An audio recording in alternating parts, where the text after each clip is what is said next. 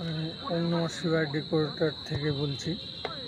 এখানটাতে আমাদের কাজ চলছে এবারে দুর্গাপূজার থিম 2025 কালিয়াগঞ্জ পার্বতী সুন্দরী উচ্চ বিদ্যালয় প্রাঙ্গণের যে মহিলা সমিতির দুর্গাপূজা, সেই দুর্গাপূজার প্যান্ডেল আমরা করছি। সরাসরি আপনারা দেখুন আমাদের সুদক্ষ বাইরের মিস্ত্রির দ্বারা।